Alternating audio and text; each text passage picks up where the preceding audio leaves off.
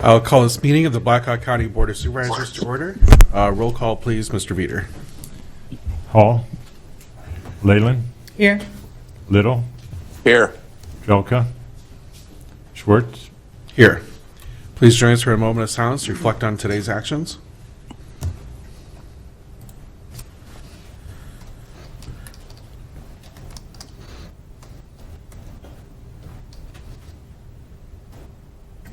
Please join us for the Pledge of Allegiance. I pledge Pledge allegiance to the flag of the United States of America and to the republic for which it stands, one nation, under God, indivisible, with liberty and justice for all. I'll first entertain a motion on the agenda received as proposed or as amended. So moved. Second. Moved and seconded. Any discussion or questions? Hearing none, all in favor, say aye. Aye. Aye. All opposed, same sign. The agenda is approved. Next, we'll move on to public comments. If there's anybody in the boardroom or on Zoom that wishes to make a public comment on something that is not an agenda item, please come up to the podium and do so at this time. All right, hearing none, we will move on to claims and payments. This is a resolution that the Board of Supervisors approve expenditures and that the county auditor be authorized and directed to issue payments against the various settlements of such claims as allowed. So move. Second. Moved and seconded. Michelle? Good morning, Board. Our total bill payment today is $942,496.27. And of that, we are paying $3,263.23 from the 60/40 fund. We are making some construction payments today, several payments for Cedar Valley Nature Trail, and also the Conservation Administrative Office HVAC improvements. That all totals out of the ARP fund, $264,747.31. And then another piece of the payment for Cedar Valley Nature Trail, which we have donations to pay for, of $60,000. And I think that's probably all the large ones today. That's everything. Right. Everything appears to be in order. Any questions today? All right, any questions, Board? Being that this is a resolution, roll call, please, Mr. Veeder. Leyland. Yes. Little. Yes. Schwartz. Yes, the resolution is approved. Next, we will receive project updates from department heads and elected officials. Good morning, Board. Kathy Nicholas, engineer. Morning. As you're aware, we had another fatality at C57 in Union Roads yesterday afternoon. This is the second fatality in 2 weeks, as is the case in all fatal accidents in particular. Our staff, we do work very closely with the sheriff's office. We send several staff members out from the engineering side and the maintenance side to go out and look at the site to see if improvements can be made for the future. I've received over 70 emails and a few phone calls concerning the accident last week. I know you have received some of those same concerns. Of course, that is concerning the Dubuque Road and Canfield Roads at that intersection, that accident. I would like to talk to you next week after we've had a chance to go over and look at some traffic numbers, some traffic data, just discuss in-house the site. We're still in the process of doing that, and I would like to give you a more thorough, more detailed answer to what some plans could be out at that intersection. Just be more responsive to you all next week during either the updates, or we can have a separate agenda item if you'd like to do that. I think it'd be good to have an agenda item so that we have questions. Okay. Can I answer any questions at this time, or that's really all I have for updates today. And you think an extra week is all you'll need? You'll have to be prepared for that? To be more prepared, we're not going to be able to come up with I can't give you a solution probably next week. It's more of a matter of what plans could be. Information. Okay. More information about what our options could be in the future. Okay. Thank you. Thank you. Thank you. Yeah, all right. Any other department heads or elected officials wish to provide an update this morning? I would like to introduce everybody to our new financial analyst in the board area, Joe Mueller, and he's with us this morning. Good morning, and welcome again. Yeah. So we're excited to have him on board. So, and that's all I wanted to share. Thank you. And he actually has a location now. Yes, he has a desk and a chair and a computer. Great. Good morning, Board. Ty Burkhart, Public Health. Just wanted to give you a quick update. Several of our members met with the Cedar Valley Substance Abuse and Overdose Prevention Coalition this morning. They have agreed to form a subgroup to discuss opioid misuse. So Pathways will be working with us to get a contact list and sending out some date and times for the next meeting. I'm not sure what that will look like. Caitlin is in Des Moines, so we'll have to kind of look at her schedule and regroup, and then we'll send that out. Is there anyone on the board that would be interested in being at Yeah. least on that email list or part of that Yeah, Yes. process? Okay. yeah. Both of Great, you? please. Are you on all Yes, five? Send put it to all. the entire board on the email list. Yeah. Okay. For the information side of it, if you need anybody bodies-wise, then, yeah, let us know. Okay.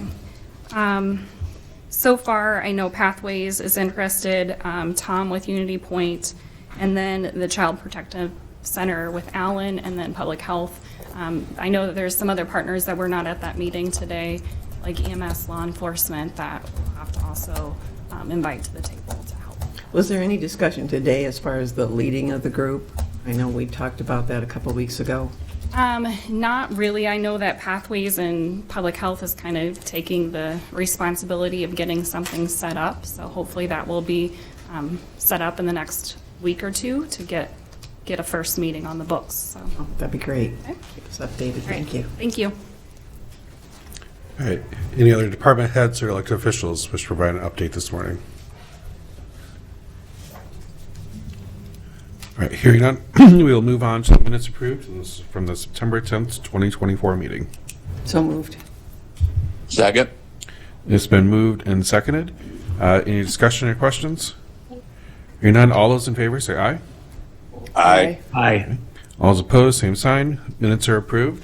Next, we'll move on to the consent agenda. This will be approved with a single resolution, unless there's anything anybody wishes to pull out for discussion. So move. Second. Moved and seconded. Any discussion or questions?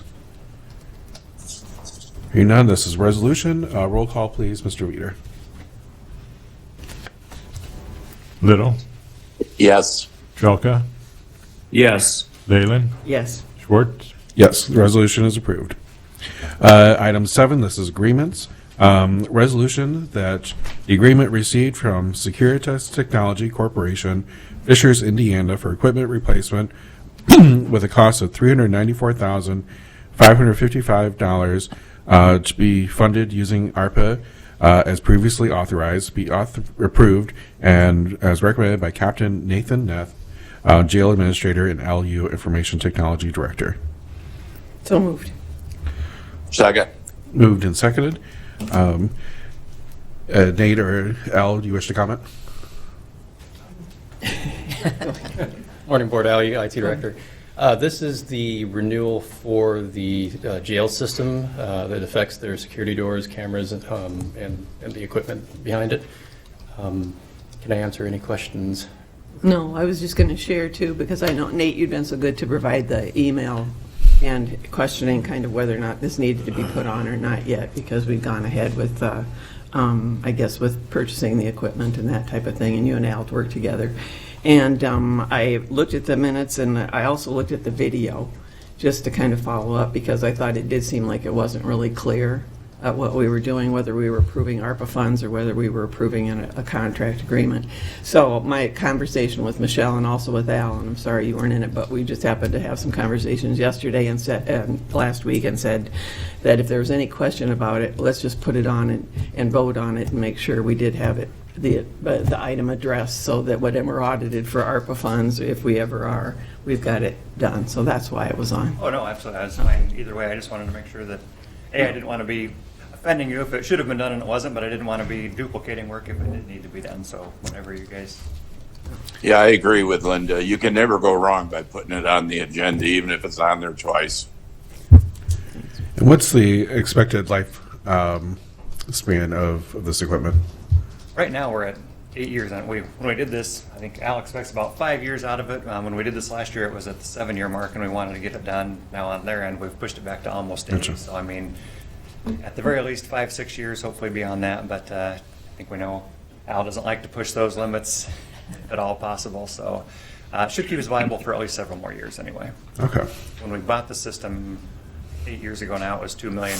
So to drop a couple $100,000 in it every few years is obviously money well ahead in the preventive maintenance category. So. All right, board, any further discussion or questions?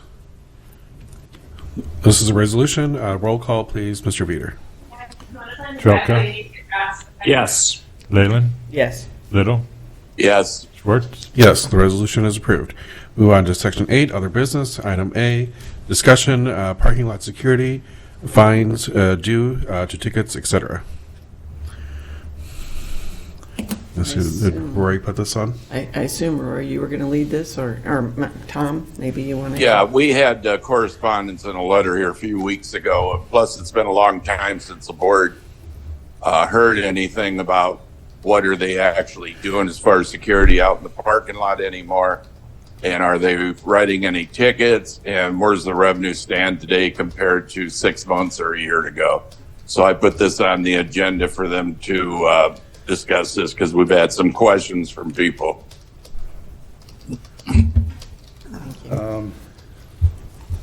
So, I guess, what exactly is it that you need from me today? Then Well, you need a number of is tickets, security or- is security going out in the parking lot? So the way the contract reads is, the main entrance is the number one priority. It's at their discretion, although we do provide a schedule to them that we'd like for them to follow, to go out and issue tickets.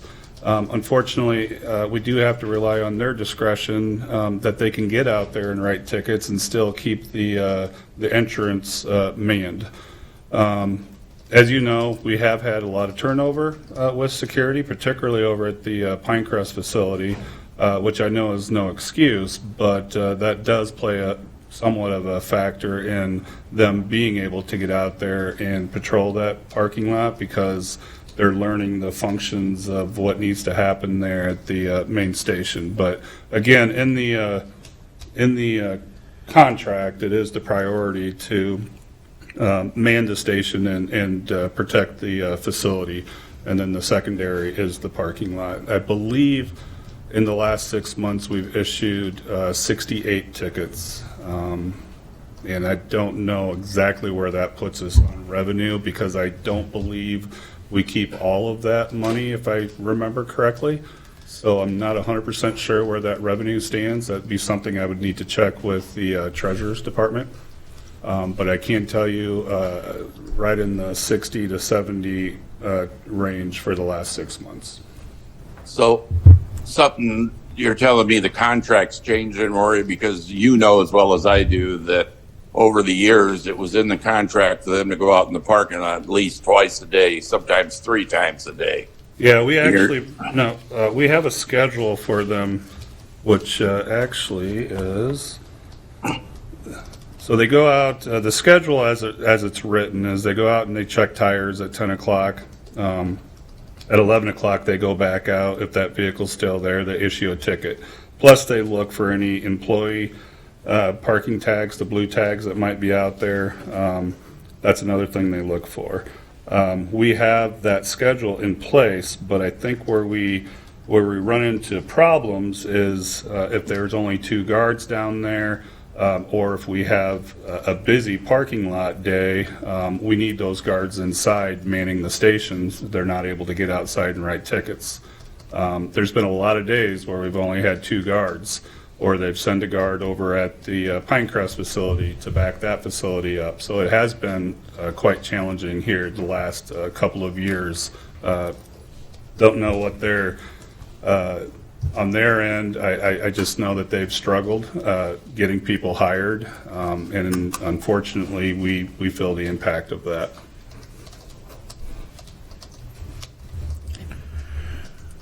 All right, were there any other questions or comments? We did get an email on that, did we not?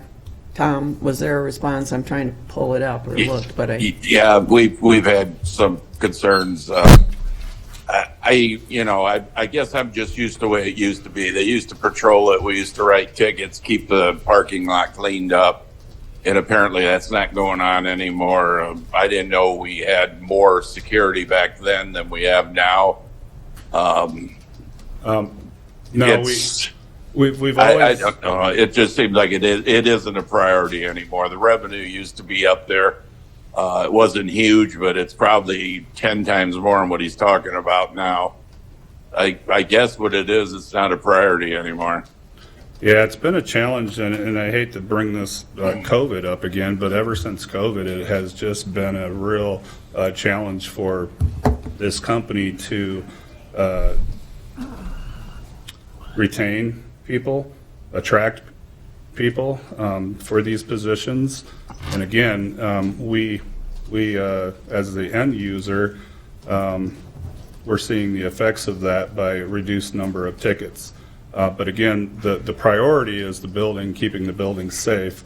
So if we only have 2 guards coming in, that's the stance that we give them, that judgment to stay indoors and protect the building. But when they can get outside, they're supposed to go out and write tickets. We try to oversee that operation the best we can, but again, we have to leave some of that up to their discretion. Yeah, the security of the courthouse has always been a priority.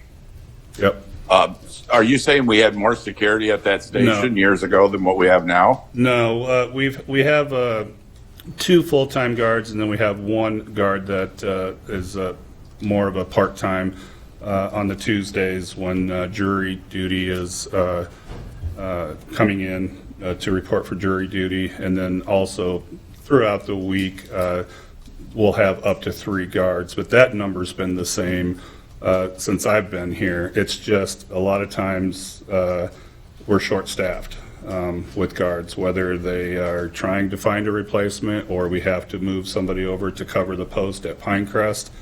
Just last week they had to do that twice. So the 3rd guard here at the courthouse had to go over and cover the Pinecrest facility to give that coverage. So then that puts us shorthanded here. And again, rather than leaving their post to go write tickets, they have to man the station. So I think that's where we're seeing the reduction in, well, I know that's where we're seeing the reduction compared to where it used to be. Years ago, we would have 3 guards, and they may be employed with us for, a couple of years at least. I think we've had some that have even been here longer than that. It's not uncommon now to see that change maybe a couple of times a year. And so that really does put a maybe we challenge on should it. take a look at it differently then and start looking at different companies or different methods of fulfilling those duties, and maybe not necessarily looking at the low bid all the time and getting what you're paying for. Right. it was nice If this they morning. can't- Oh, go ahead, Tom. Go ahead. I was If just they going to can't, say, it was nice if they this can't morning. perform the duties they're doing, then what good's it to have a contract with them, have them sitting them there?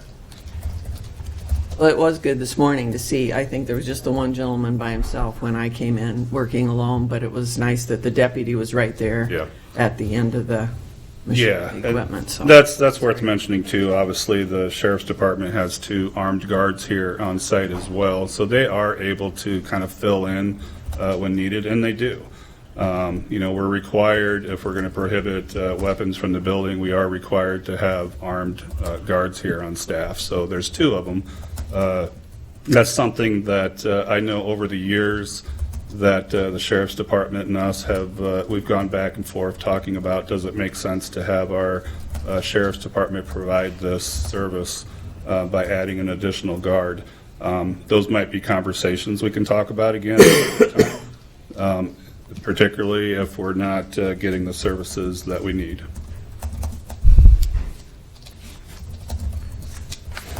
All right, anything else on the subject today? All right, we'll move on to item B, discussion possible board action, buyout of existing training contracts for newly hired certified officers as recommended by Captain Nathan Neff, Jail Administrator. Good morning, Board. Nate Neff, Jail Administrator. So, as you know, when we hire a new deputy and send them to the academy, we have them sign a contract that's, I believe, a 4-year contract that if they leave our agency after going to the academy, we recoup the costs of the training that they had there, and it's, I think, prorated over 4 years.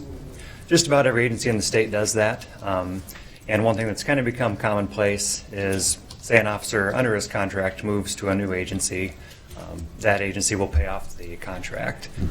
It's something I've never really broached before too much because, honestly, the amount of certified officers applying to us has been 0 to none over the past. That's actually changing. We're starting to garner a lot more interest from some of the smaller agencies looking to come this way, or some of the smaller officers from the smaller agencies.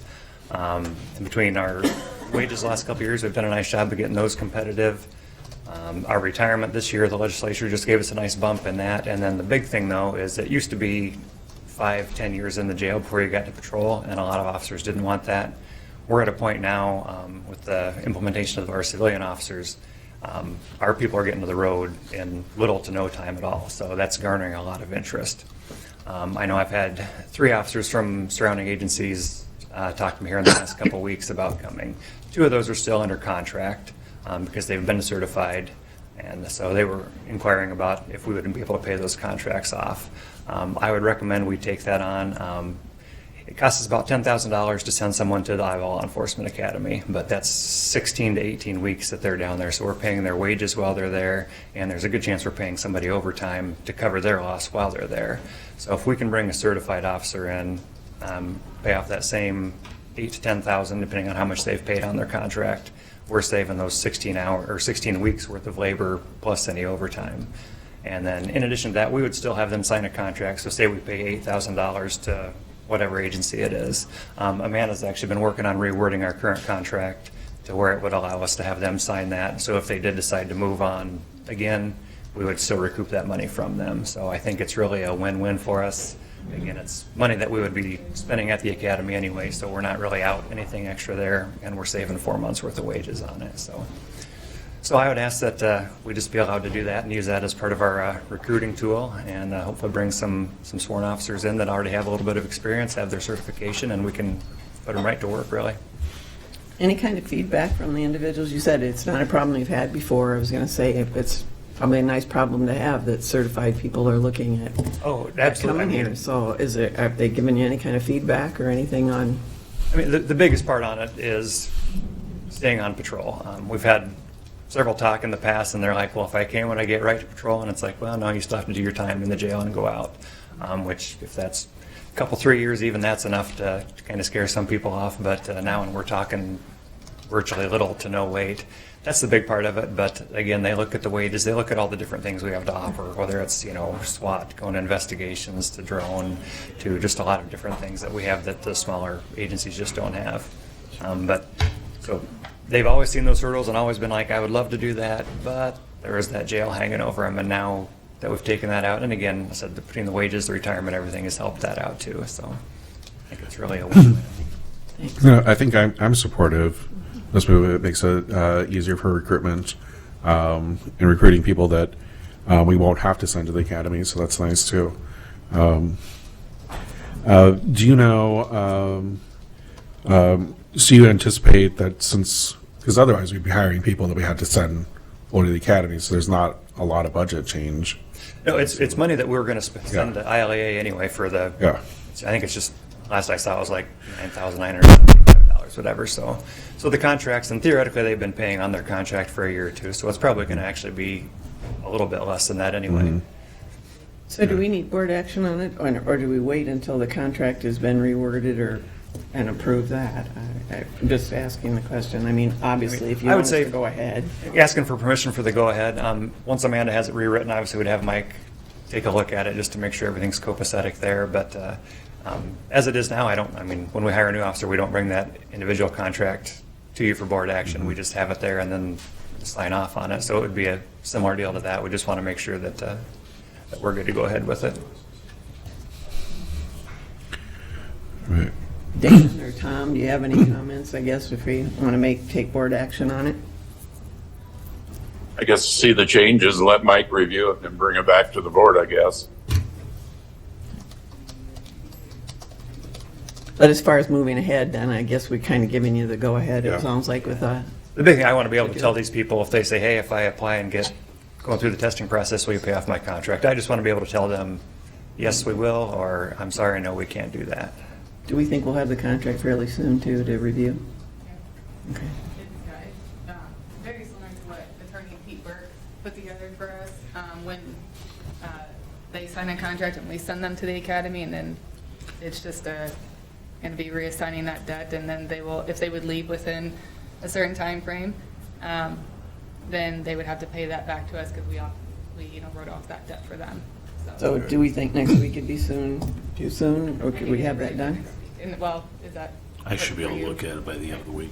So we'll still maintain the provision similar to what we have right now, that if they do leave early from here, we'll expect that to be paid back to us. Yep, absolutely. It'd be a prorated contract, just All like right. it is. And then further too, we have talked with Galloway on it, and this doesn't affect the union at all. It's not considered a wage because we're paying off a debt to another agency. So there's not a union issue. There's not a compensation issue on that. Okay.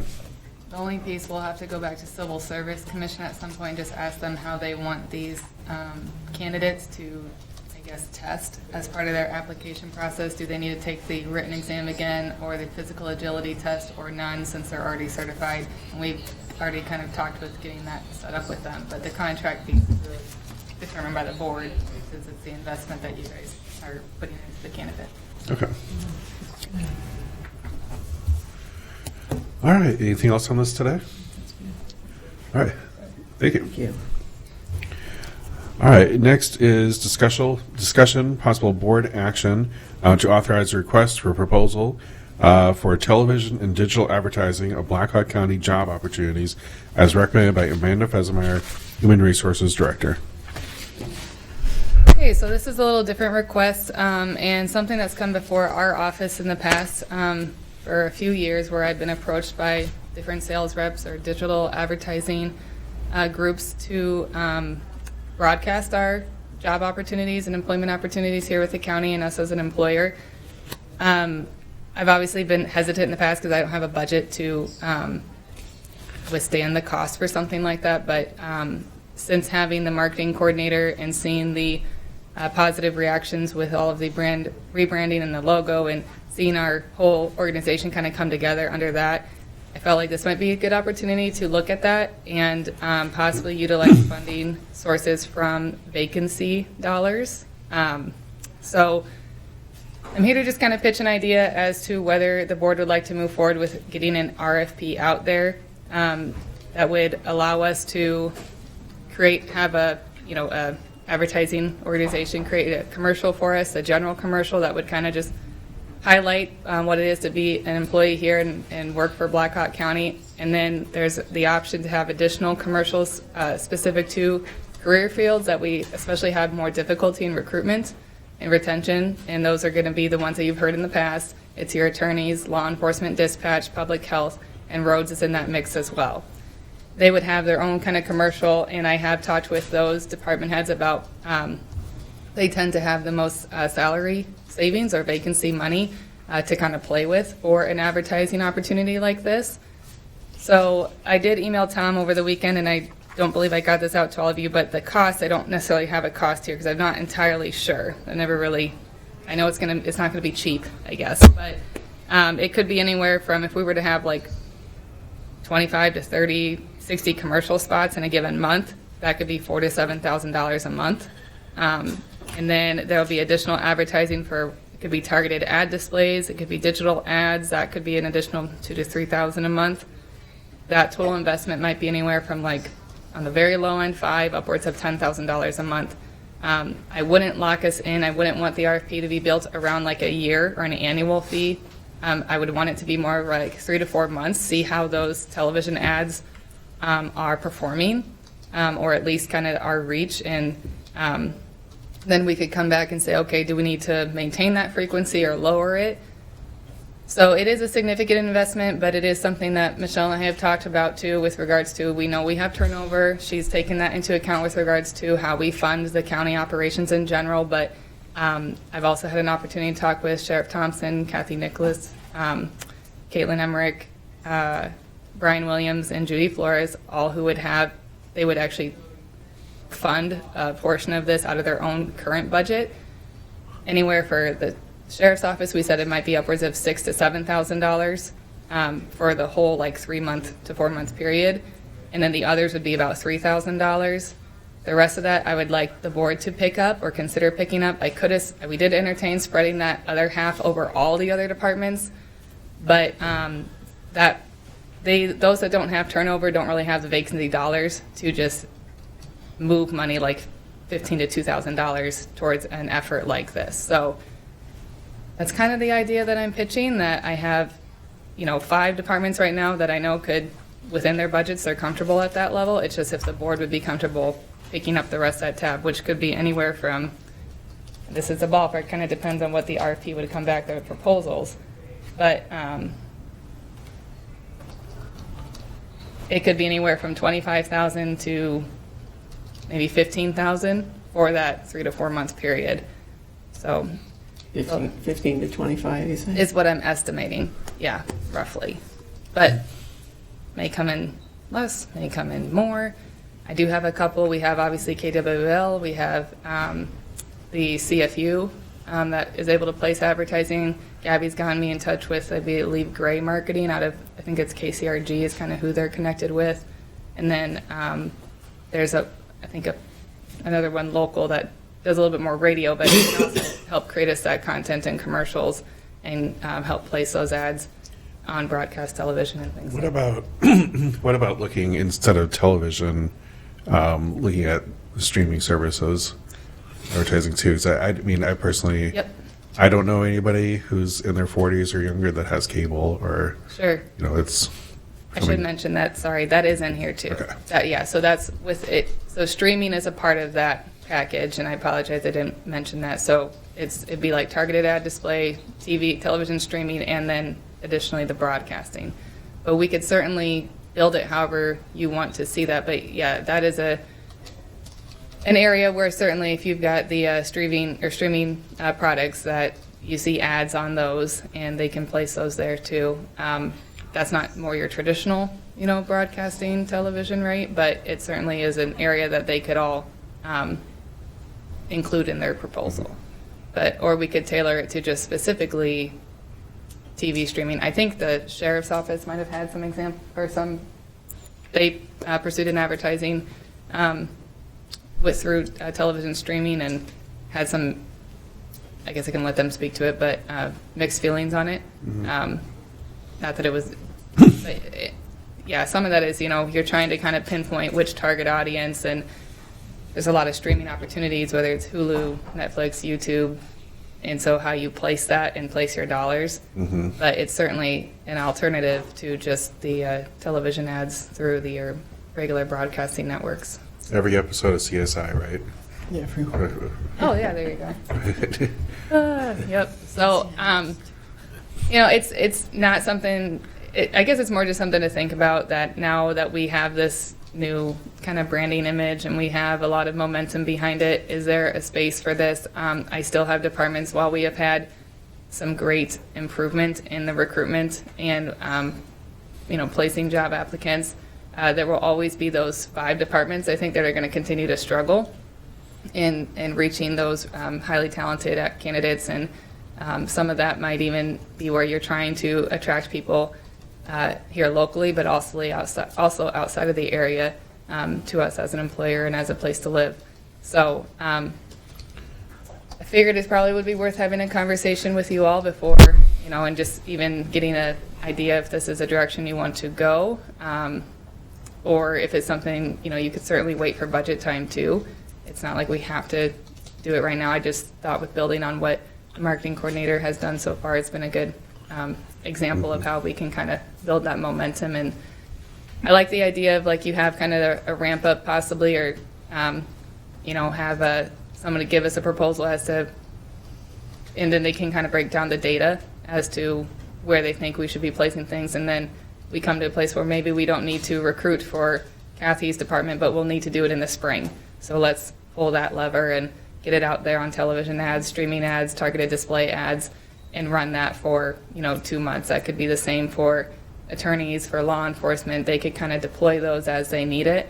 And then that general commercial really just kind of highlights us as an employer and one, like an employer of choice, and one that may attract people by us even having a message out there. I think Gabby and all the efforts that have gone forward with the marketing position have done wonderful things for our recruitment. And I think this is an opportunity to kind of look at maybe pushing that a little bit forward for some other departments that still have a difficult time recruiting specific roles. So, How many, Amanda, this is Tom. How many positions are you currently actively trying to fill? Now, I'm not talking about open positions, because there's some open positions aren't going to be filled at this time. So how many current are you actively trying to fill at this time? So currently we still have like public health nurse, which I guess might be one of those that you said, but I do feel like that can be filled. We have a fiscal coordinator position. That's I will say the financial roles are ones that tend to be difficult. We don't have as many roles like that, but they are ones that can be difficult in recruiting candidates. So we have our deputy sheriff on one right now, dispatch, and I believe detention officer will be coming up again soon.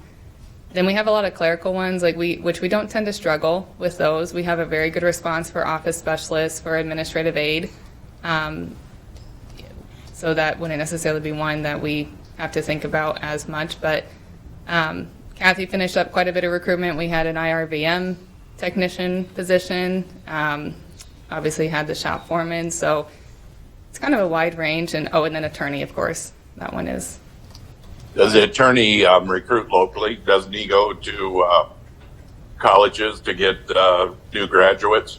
Yeah, I believe Heather Prendergast has been out kind of recruiting, and we asked, we do talk about that with the attorneys that, connect with your alumni associations and the colleges and the law schools that you have affiliations with. I think some of that, when Brian and I talk about how the dynamics of law or the attorney field has changed over the years, there is a large shortage of attorneys, just kind of similar to other industries, but and one where you do see not necessarily everybody's going to be an attorney to be in a courtroom, and that's a lot of what we offer. So, would you send the board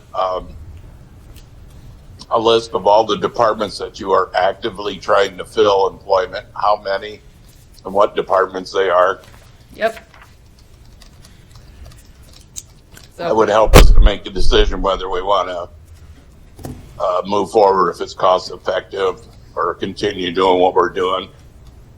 sure. Yeah, and that breakout probably you were talking about from the vacancies that'll be filled as well as from us. Sure. Maybe just a kind of Yeah, I have kind of Michelle and I talked about, what that might look like for the investment. And so I have it broken out against the board paying the lion's share of it, and then the sheriff paying the next most. And then it would be evenly split between dispatch, roads, public health, and attorney. So, and they're paying a little bit more because they would kind of get their own commercial, and they have the greatest need, and they could utilize that throughout the year as they needed. And they also tend to have the most vacancy wiggle you room. said, and the board would have the lion's share.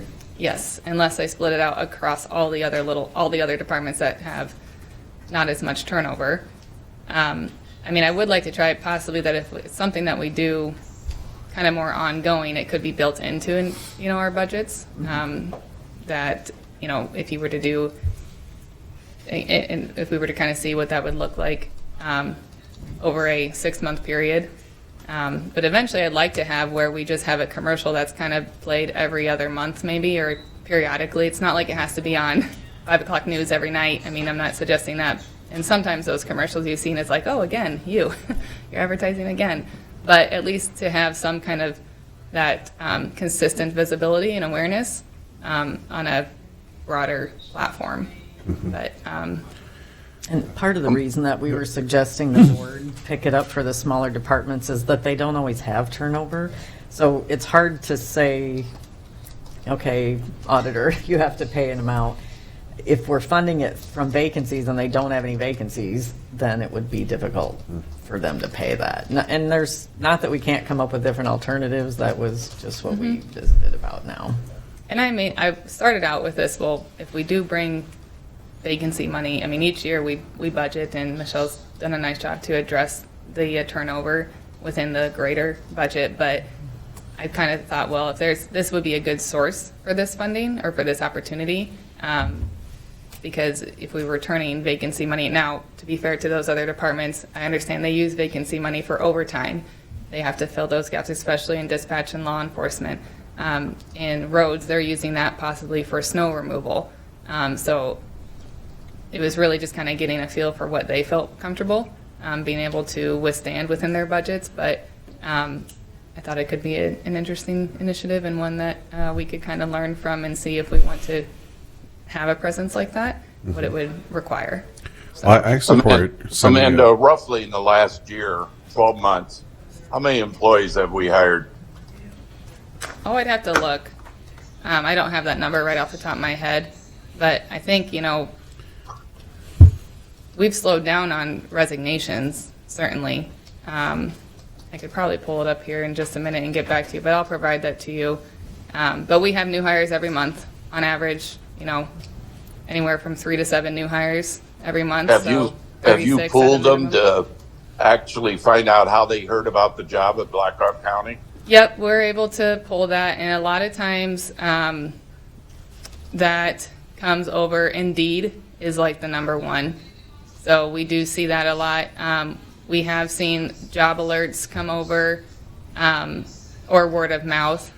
And, sometimes with the Indeed, I feel like if you have a targeted display ad or because we've done or on LinkedIn and sometimes those things route you to Indeed. It's not necessarily where you saw it, but it's like, oh, that's right, I applied through Indeed because this link took me there.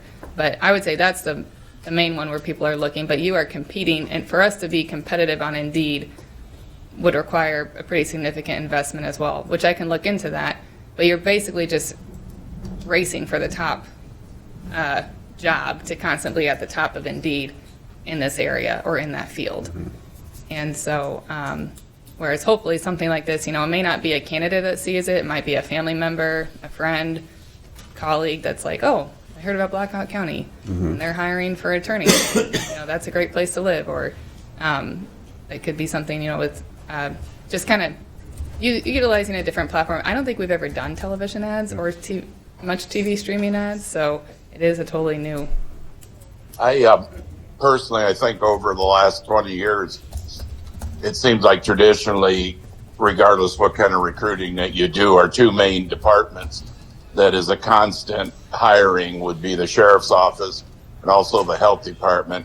You brought up you have some openings for a nurse or something. We had openings 20 years ago when things were going good. The sheriff's office, I think they'll admit it's just their line of business that they come and they move on. Simple as that. They go to smaller forces and so forth. So I think those two areas there are forever the source, and then other departments are a little bit more stable. So I don't know. The more information you can supply the board to justify this, I think the better off it would be. Because I still have some questions on if it's worth this expenditure of the extra money. Because we're paying good wages, we have good benefits, and we've been hiring. It's just that in a certain field, there's a shortage everywhere, not only in Blackhawk County, but counties all over the country. So, Yep. try to give the board as much information as you can get. And I would be supportive of sending a request for proposals out, because I think that's going to have proposals back and we're looking at real costs and real analytics.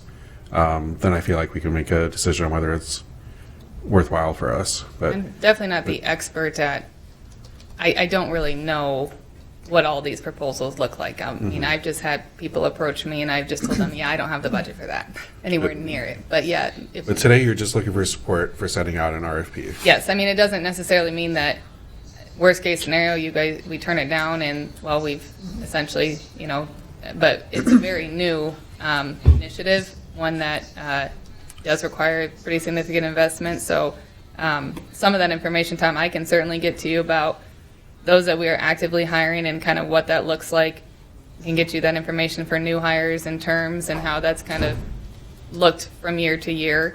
But it is just really, to me, it is promoting those good wages. It's promoting the, you know, stable employment here, the IPERS, and kind of setting us apart from a UNI, from a city, from Hawkeye, and I think we've already done that really well this past year with everything that the board's already supported. It's just kind of taking it a step further. And one that I thought, well, that money is budgeted for positions. We know they don't get filled full-time between your health insurance benefits and the wages. And then also taking into account the turnover factor that Michelle has. It's not that it's not, you know, doable. It's just an option to think about, and one that may really help some of the departments, and you might reach some candidates that we haven't reached before. So, but I appreciate the opportunity to discuss it, and because I wouldn't have been able to probably come here unless the board's already shown a great level of support for our office and what we've been very successful in with moving the needle for wages and being competitive. I just want to highlight it now. Yeah, and send that information to the whole board, not Yeah. just me. Yep. And board, how comfortable is everybody taking some action today? Just support of sending an RFP out, which of course does not mean that we've got to commit to, doing this. How long will it take you to prepare something like that, do you think? An RFP, Yeah. I might need to dedicate, I could bring it back to you guys too. In the RFP, but I probably need a good 2 weeks to formulate something. And then if I could bring it back for you guys to release it, or I could release it, now. I could have, a legal look at it. I'm really just asking those advertising, just give me your best proposal. We don't have any television ads. Here's what we've been doing. Here's the areas that we're struggling in. What would you propose the county do? And so we'll be kind of broad. I wouldn't necessarily cap it, but yeah, I'd like to look at it from only looking at a 3 to 4 month period. I don't want something that would lock us in for a year. I want us to kind of see how that goes, evaluate it, and see if we want to continue or discontinue, or only do it on a periodic quarterly basis or something like that, or every other month. But it would probably take me a couple weeks. So. I'm just thinking, we're kind of casting a net out to see what actually we'll get back and what the cost would be, as well as Tom looking for additional information too, and that helps us make decisions for the future too. So I'm fine with the proposal of, doing the RFP as far as approving that for now. Does that work for you, Tom? Yeah, I just need more information. Actually, you could consider we're competing with the Waterloo and the Cedar Falls. What are they doing for recruitment? Are they advertising on TV for positions? I don't believe so. I think CFU, because they have the CFU net, maybe, but I don't have that, so I don't know. I have streaming too. So Well, if you find out, send it add along with everything else. yeah, I'll put out probably to my network. And Cedar Falls and Waterloo's in that. I'll ask them and CFU, and I could ask you and I, and just get an idea, and maybe we'll be a leader in the industry if they're not doing it. But yeah, I will get that information, Tom. So. All right. So we'd like to offer a motion on. So moved to request a proposal for television and digital advertising for Blackhawk County job. Second. All right. It's been moved and seconded. Any further discussion, questions? Hearing none. Roll call, please, Mr. Veeder.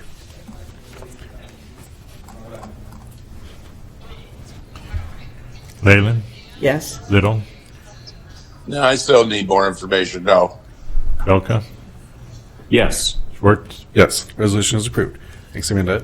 Next, item D, this is discussion, possible board action to approve long-term disability insurance benefit from Madison Life at a rate of 25.5 of 100 covered monthly salary for full-time employees effective October 1st, 2024, as recommended by Amanda Fesmeyer, Human Resources Director. Okay, so I'll probably just go and I explain kind of where this is coming from first. So long-term disability insurance was something that came up during collective bargaining. And it is an area that Human Resources has been looking at for a couple years now, primarily because we've had some situations with employees where they've experienced a really difficult medical condition where they're either unable to work for a extended period of time, like beyond FMLA, which is protected job leave for medical condition, or they're just not able to return at all due to that condition. So this is, in talking with our benefit consultant, it's a relatively inexpensive benefit, one that pairs well with our life insurance. It's under the same organization, Madison National Life, and one that they said, most entities do have some kind of long-term disability.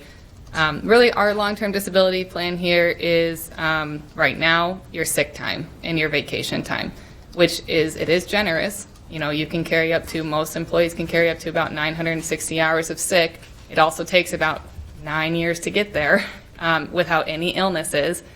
And so this is really kind of trying to close that gap for those that are relatively, even whether you're newly hired or you've been here a long time, it's to try and help replace that income in a way that for us, we can feel a little bit better that we have a source for them to go to in the situation that they may become medically disqualified from a job, or where they're just in a very difficult in-between time where I'm having to explain to someone that is already past FMLA, past job protection. Now we're going into the ADA process, the interactive process under whether it's a disability. And, the biggest thing is they're trying to get back to work, but they just medically may not be able to. And so then most times when I go through an ADA process with departments, I often tell them it takes about a year for us to get through that, and that can be a really challenging time for employees. It's rare, but I probably have seen this about maybe once a year, if not, probably maybe once every 2 years, where you just have a really difficult situation, and there's not a lot beyond the sick time that we offer. So this would be open to all employees. It is a 90-day elimination period, so you would have to it is a very much a long-term disability plan, not a short-term disability plan. And it would be one that you would be able to, it would go through the process of Madison National Life would be looking at the claim, and it would start with Human Resources, but they would provide documentation and have a medical review of that to determine whether it's eligible or not. It does work with our sick time. So if an employee, I believe it's framed in a way where the sick time is utilized first before up until that 90-day elimination period, but it doesn't tap into, we don't require them to use their vacation time. And in these situations, that is kind of what we would do. We would say, well, now you have to use all your vacation, which, there's pros and cons to that, I suppose, and that it does, for some people that, would help them get back to work maybe more quickly. But if you really cannot get back to work, you're pretty much looking at, what am I going to do here at the county? We do accommodate as best we can. We have transferred employees from one department to another department that better suits their condition. But there are some instances where something becomes where it could get to a level where we would be looking at medically disqualifying. I haven't had to medically, truly a medical disqualification is like a stroke, I would say. Something like that, where somebody has a stroke and they're unable to come back and return to the workforce. So it's just an area where, again, we've looked at it over the years in some of the situations that have come across us to try and figure out, what would be the best tool to help navigate this kind of challenging, very challenging time for some employees. It's not, again, something that happens widespread. Mm-hmm. It's pretty specific to a claim that would be pretty drastic. So I think this is an important benefit to offer, and I'll offer a motion in support. I'll Yeah, second it. I've got one more question. I agree too. I think it affects our employees and we need to take care of them. I'm sorry, was there a cost increase on this, Amanda? Well, we don't have it at all. So it is, the cost increase is, it's that, and right now, this is a partial year, so it's $45,321.48. But, and how the cost works is, it's not necessarily fixed. Like, it depends on what our employees are and the pay and things like that. So like, it depends on turnover and things like that, much like life insurance. Like, we don't pay a flat rate of life insurance. It's whoever we have on staff that we're paying for. But that 25.5 cents per $100 of covered monthly salary today is about roughly $45,000. For a full year, it'd be about $62,000. So it is. Does that come out of the insurance fund then? No, technically, the insurance fund is like a pass-through. It's built into the department's budgets. So, and Michelle, go ahead. It is, Tom, it is paid by the employee benefits levy. So not part of the health premium or the health plan, but it can come out of that separate employee benefits levy. Okay, so the increase, if the board approved it, would come from where then? We would charge it to each department's budget throughout the year, and if we needed to, we would do a budget amendment at year end, and I would be planning to pay for it using that employee benefits levy. Okay, so it'll come out of, if they, obviously they don't have it in their budget right now. Correct. We do have a handful of employees that have this right now, so a few departments have a small amount, but yeah, you're correct. In general, So, it's not budgeted. Okay. And you'll just do a budget amendment then, and then at budget time, you're gonna have to budget each department X amount of dollars? That's correct, yep. I think, I see. yeah. I think it's a great idea. I support it too if it improves it. I just wish sometimes this and the other thing that you just brought up, I honestly wish it'd come up more at budget time than 2 or 3 months after we started our budget. And we can, I mean, again, some of the time, and we kind of started getting quotes back when it was being discussed with collective bargaining, and how we left it is, we said, should the board adopt this, you will be included, but we're not going to negotiate on it. Like, the board's going to pick what plan is best suited, but, and yeah, that's something that it kind of started from collective bargaining. We talked lightly, but it certainly could wait, and we would have to get a new quote. And I could certainly talk to our benefit consultants about, hey, that it could wait, and it would be a July 1 of 2025. So, but I think in talking with Michelle too, it's a relatively minimal budget. Yeah, it's pretty small. It is. I believe my estimate was, of course, the sheriff's office, and that I believe is about $27,000 for them for the year. So, yeah, I think we guessed about somebody making $50,000 here. It's like $10 a month, I want to say. I might be a little high on that, but know that it's that much. Maybe not that much. Might be less than that. Sorry, but so yeah. I mean, and normally I don't bring these things forward. It just was more of the way that it came out, and again, they are just discussion, possible action. It's something that you guys, I do want you to be thinking about. If we don't approve it, that's fine, but I will be bringing it back for sure at budget, just based on the support that I've heard. All right, we do have a motion and a second on the floor. Is there any other discussion or question? Who was the second? Linda seconded it. Okay. All right, hearing none, this is a resolution. Roll call, please, Mr. Peter. Little? Yes. Jelka? Yes. Leyland? Yes. Schwartz? Yes, the resolution is approved. Item E, this is discussion, possible board action to approve the non-bargaining time off accrual benefits for the county engineer, Veterans Affairs Director, and Conservation Director, effective the next pay period beginning September 29th, 2024, as recommended by Amanda Fesemeyer, Human Resources Director. So this is connected to the most recent action in that these are the 3 department heads that do not have accruals. They are the ones that do have, as Michelle said, there's just a few that have the long-term disability, and that was these 3. This is kind of I've been working over the years trying to get all the department heads that are appointed, not the elected officials, but the department heads that are appointed on the same pay plan, accrual plan.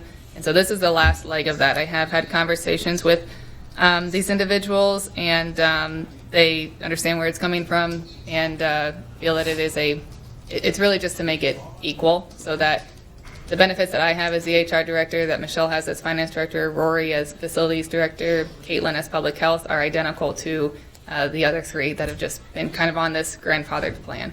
So I would start with those for their sick bank or PTO medical would be 480 hours of sick. So I wouldn't start them at 0. I'd give them what would be 12 weeks, a typical FMLA, which would have gotten them to their long-term disability, which is already in place right now. So it's really no different because they were considered truly salaried. They never had to take time off in the way that similar to other department heads or directors. But now they get vacation time or PTO regular and casual days, which is identical to what the other directors get and even similar to what their staff that they supervise receive. So the only group that wouldn't be are still our elected officials and the appointed deputies, which is really dictated by code. So. All right. So We'd like to offer a Any motion. discussion? I was going to say, no, I'm supportive of it. It's been kind of a long time coming, or could have done it sooner. Would have been great too, so it's nice to finally do it. Any comments for Dan or Tom? Nope, I have none. Is there a motion? All right, I'll make the motion to approve the non-bargaining time off accrual benefits for the county engineer, Veterans Affairs Director, and Conservation Director. Okay, I'll second. All right, any further discussion or questions? This is a resolution. Roll call, please, Mr. Veeder. Jelka, Yes. Leyland, Yes. Little, Yes. Schwartz, Yes, resolution is approved. Next is a work session, the status of ARP A funding. Is there anybody that needs a brief recess? sure. All right. All right, we'll take a brief recess for the work session. Dan's usually in charge. That's the one good thing about zooming in. I can break when I want. Eating.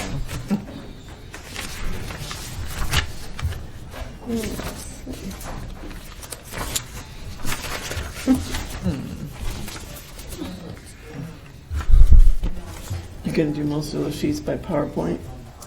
Or At least I've got PDFs of them. or something of But, it, yeah. yeah. Slides, whichever. We'll see if I can find the right Just window, so we can because see I it. have too many windows open this morning, as usual.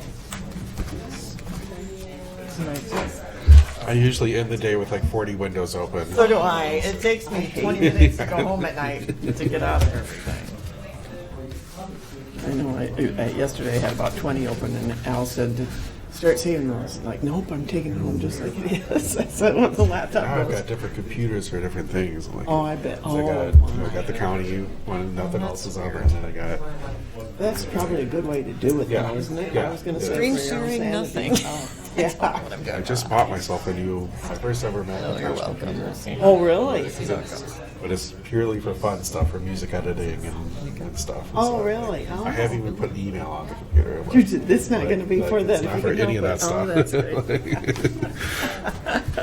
Oh, wow. So are you just to 3, or have you got more? How many? Yeah, Is 3. it 3? Okay. 3 and a Do not desktop. understand why. Wow. Yeah. Yeah, I don't know if I'd want to sit down at your desk very often. Then I'm having a weird thing out. Yes. Let it begin. Oh, shoot. I saw that Wapsie Pine starts their annual tree sale today. Oh, did they? Oh, you're sharing. Oh, I'm Yeah, trying after to, this but before I I'm got getting other this meetings. late oh Zoom yeah. thing. I've I seen don't them know have what some they're doing things wrong. going on stop out there, sharing but for a not for second. that one. It's the Tracy. Yep. Yeah. Do you Let's have see. the one document you want to share? Yes. Well, It's multiple documents, right? It is. Okay, so They're let's- all in this. yeah, all They're all sudden here. that- Okay, but they're in Yeah. PDF, so Yes. it's just one PDF section. So Yes. let's go back to the share. yes, yes. It was, yeah. You gotta hover over Yeah, I'm sorry. the button. And then which one is it? I Which think one it's of this the- one I decided, I think. So you just have to click on him, and it's going to, and then you just have to flip through by the tabs. Well, when I do And then- that, And then Yeah. there should be right there. yeah. Oh, sure, when you stand there, it works. It wasn't working, people. You've got one on. You've got. Thank you, Al. Witness What else? meetings, so I can hardly be here for any of the policy review committee meetings. I got to be over at the jail that Hey, Rory, sorry if I have, It started on Saturday. can I have ACOM Oh, go sure. first? Yeah, I knew you didn't have enough. Can I have ACOM talk first, because they've Also, been I waiting for noticed an I'm hour. feeling a sore throat. I've been a sore throat. Well, for 2 you years. should He said, be. he said, yeah, last I saw, he said this morning. Like- Later Might have been on, changed this morning. Oh, my gosh. Well, no, let it's other been people changed make you again. talk faster. I'm tempted to. Otherwise I'm not. I'll call this meeting back to order. All right, we are now entering into a work session on the status of ARPA projects and funding. All right, and I'm going to allow ACOM to present first because they've been here patiently waiting through the whole board meeting. And I know Michelle Sweeney was here, but she had to leave. She had another appointment at 10. But Chris Olgers with ACOM has been working on our preliminary project planning project. And these reports are hot off the presses this morning, but Right. since we were doing the ARPA work session, it seemed appropriate to have them come and chat with us about it. So Chris, I'm going to turn it over to you. Okay, good morning. This is for Washburn. Through Ben and IDNR inspections, they've identified 7 areas of concern regarding the collection facility, the lagoon, and the discharge. We took those 7 areas of concern, consolidated them into 4 different projects, just put things together that made sense. You know, like project number 1 is the influent structure in the lagoon is in bad shape. It pretty much has to be completely redone. Then the manholes that are in between the lagoon bays, those valves are not operable or in bad shape. Then air release valves are aged out and a little bit of a maintenance issue for Ben. So that's all pipe work, general construction. So we put those together into one project, and then 2 other parts we had to do with the perimeter fence. DNR rule says you need to have a fence and signage. Doesn't say what kind of fence, or the only thing that's real specific is how often you need to have a sign. You need to have it on each side and then every 500 feet. And then the third project is dredging the lagoon. All 3 bays of the lagoon are within specification right now. The big bay is getting close, so we're recommending that it gets monitored yearly to check the depth of the sludge in the lagoon. When we get up to that magic 24 inches, it's time to start thinking about dredging the big bay. And then the 4th project is backup generators for emergency situations, and that rule with DNR is pretty ambiguous. It's really written for larger scale operations like wastewater treatment plants, large lift stations.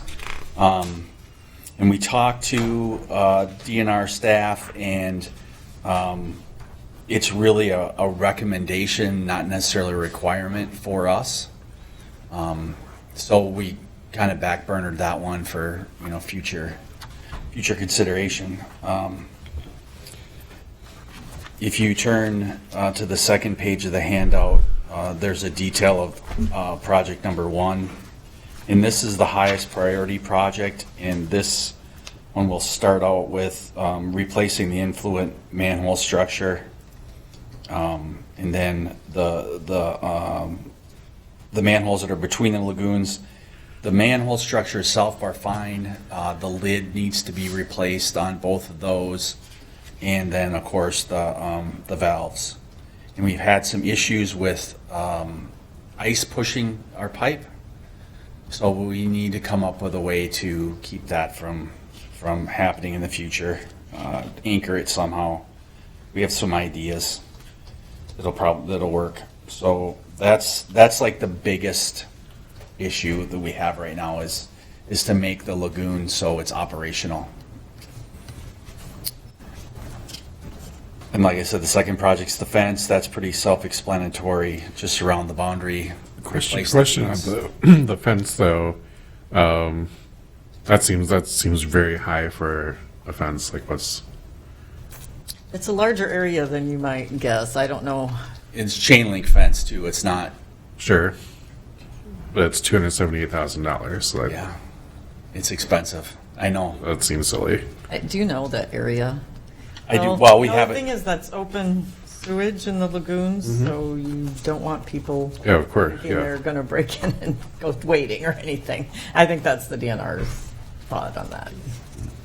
Yeah, it's a boundary. It's a perimeter fence. How many feet? It's 1,400 foot on the south side, or I'm sorry, 1,400 foot along the county road. That's the east side. 750 feet along the south side. 800 feet along the north side, and then 1,700 feet along the west side.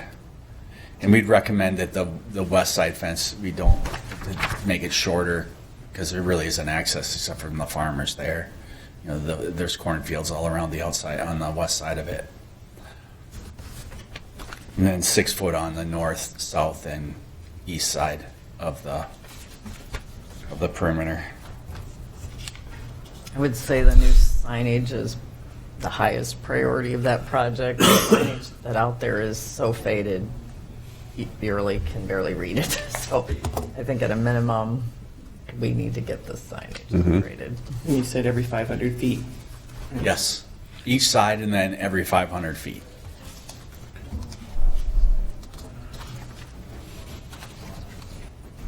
And the dredging, that would be probably a direct hire, well, from the county. We'd still have to bid it though, because it's over the threshold, you know, but that contractor would provide, scout the land, do all the testing, do the work, submit the reports, that sort of thing.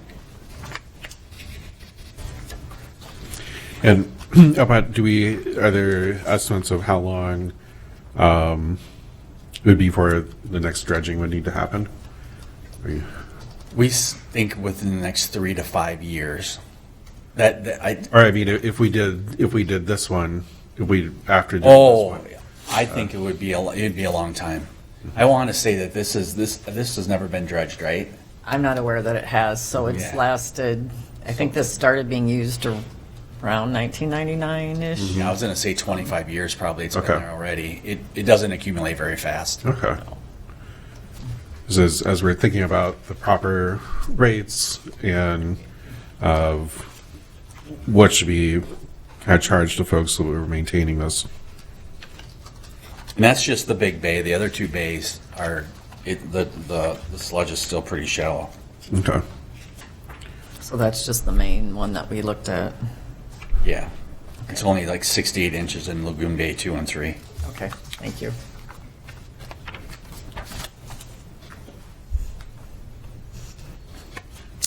We can talk about the individual projects more. I just thought it would be a good idea to share the costs that we've arrived at this point. How much unutilized has been set aside or on hold for? Well, there would be enough to do this if you chose rather than buildings, but I did pull out a couple things, so. Yep. You have already allocated enough, I believe, close to enough for that first project. Yeah, I was wondering what we've already allocated to Washburn. Yeah. Well, you allocated, it's in 2 different pools, that's why I'm hesitating. Yep. We have actually moved $735,000 of replacement revenue funding over there.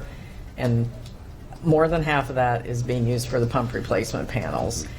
I think there is about enough left in that amount that you've already awarded to do that first project. Okay. Then in our ARPA expense category funds, many of these projects were also listed there. So it's been kind of reserved, but it'll be your pleasure whether you want to prioritize those versus other things. timelines as far as what you identify that is the 1 and 2 or the immediate or fairly immediate you? Yeah, I would do project number 1 first. Yes, but I meant, yeah, the priority, I do the 1, 2, but I meant as far as. Oh, like when we need to do it as soon as As possible. part, yeah, an ASAP, yeah. Yeah. And then project 3, you said within 3 years or so? Yeah, probably. Just Okay. Thank you.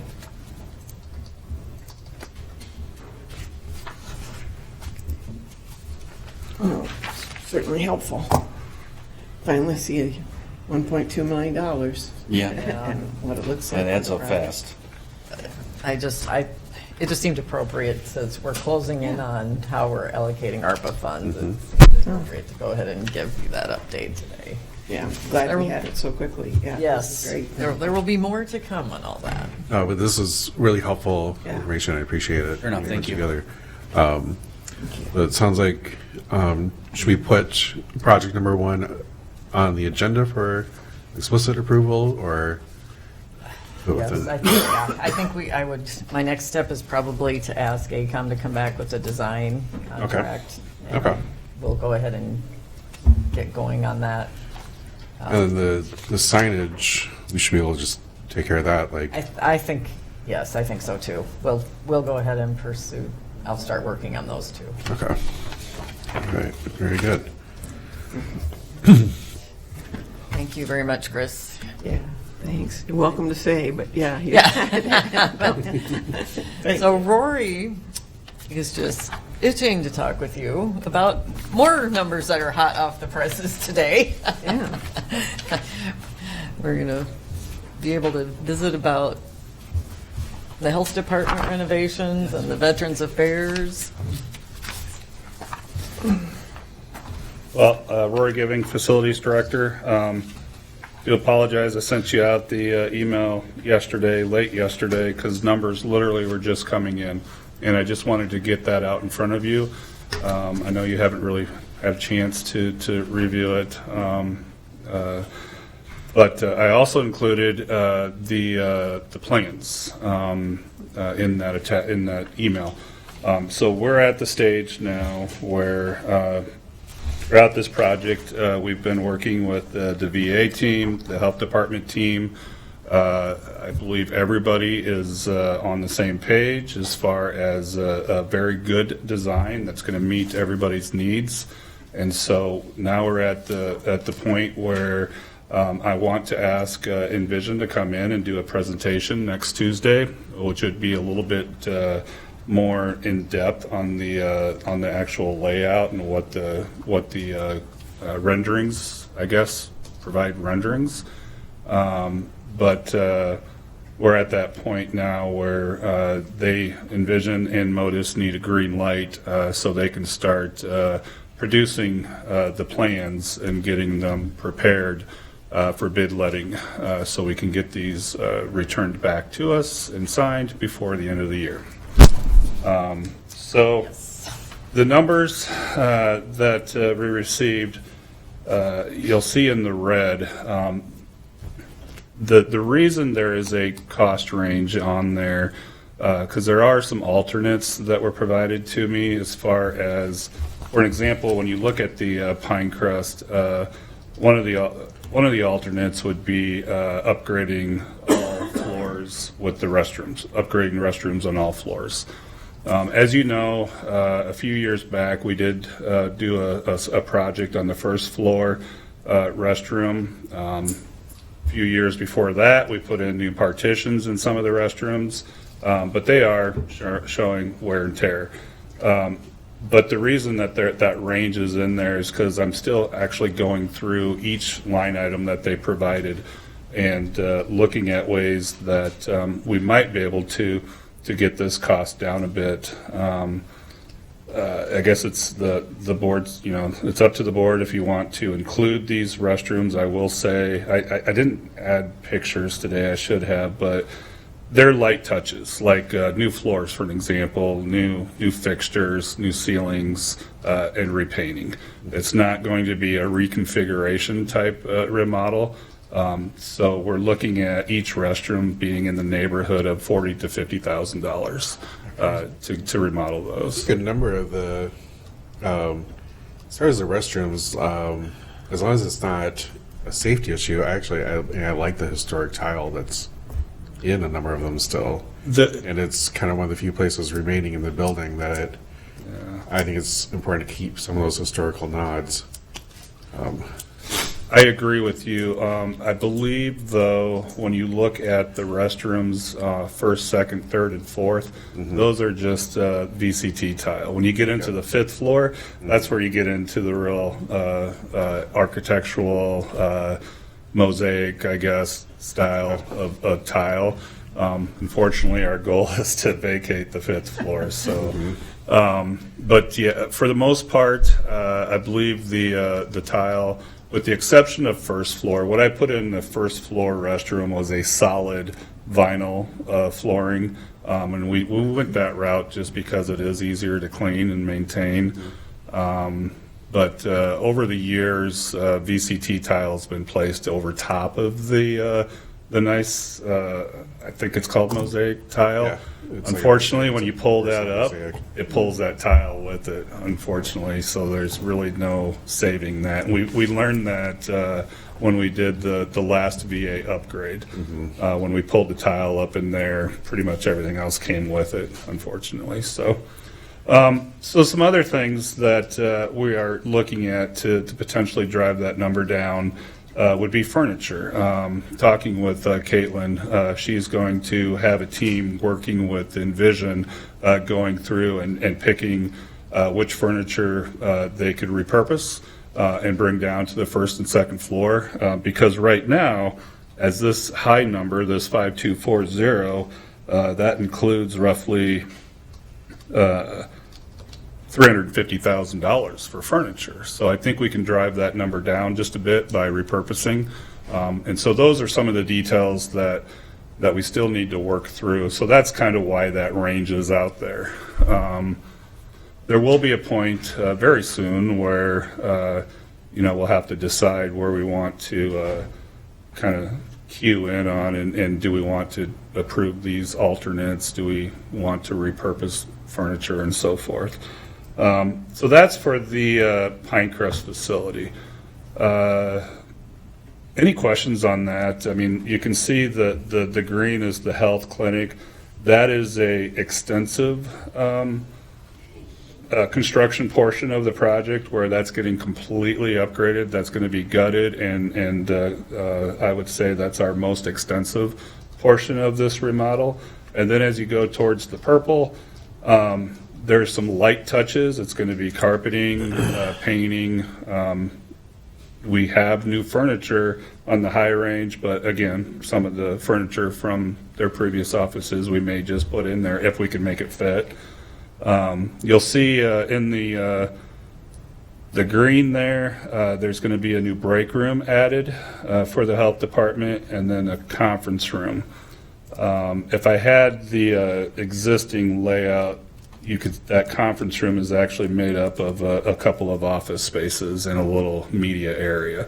So that's getting gutted. So that portion is going to be a little bit more extensive as far as construction goes. And then you got the environmental health on the far east. Then we go up the second floor. And you have community health starting on the east end of the building. Another conference room, staff support area, and then administration will be in the second floor annex. One thing I wanted to point out on this project,